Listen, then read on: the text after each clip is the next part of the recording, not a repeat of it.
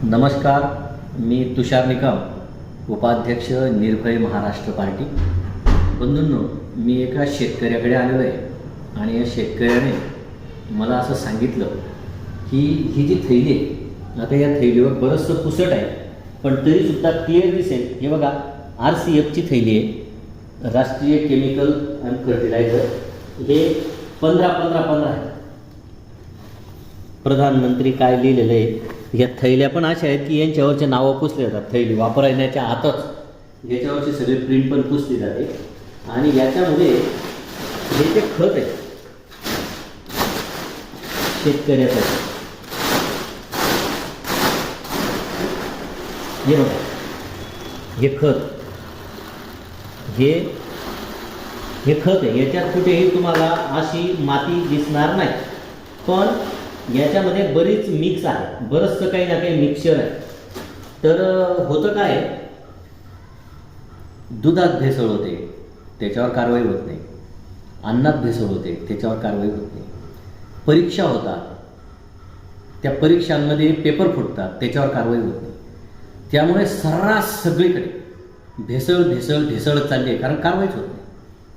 पण आम्ही जे दाखवतोय शेतकरी बंधूंनी, ही 50 किलोची थैली ही 1300-1400 रुपयात येते, स्वस्तात नाही.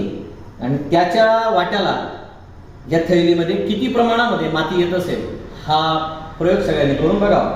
कारण त्या शेतकऱ्यांनी करून पाहिलं आहे आणि आम्हाला बोलवलं आहे. आता आम्ही तुमच्या समोर करतोय. तर आता एक बादली, या बादलीत आपण साधारणतः हे 3-4 पसकी वापर. ही एक पाऊस आहे,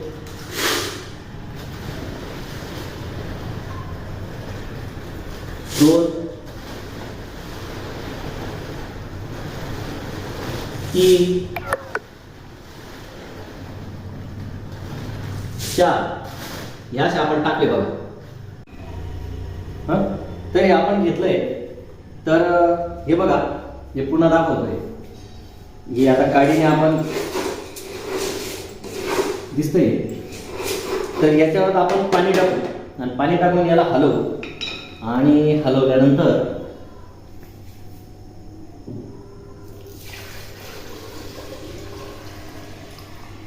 हे पाणी टाकू. हे बघा, इतकं पाणी टाकलंय आपण.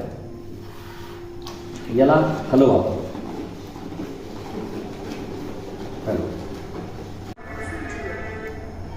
हे बघा, हे आता आपण याला ढवळून या अशा पद्धतीने. आता हे मला थंडगार लागतंय इथे, बघा किती गार आहे. आणि आता आपण हे बघा हलतच, याला शांत होऊ देऊ आणि हे वर काढून देऊ. हे बघा, आपल्याला खाली माती पाहिजे, कारण माती गाळ खाली राहणार आहे.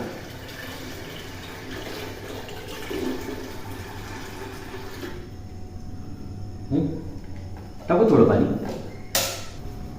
हे जे आहे याला आपण हलवत राहायचं, थोडंसं हाताने सुद्धा याला चुरून घ्यायचं.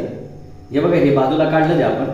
हे परत आपण सगळेजण बघा, हे बघा दिसतंय की खाली दिसतंय.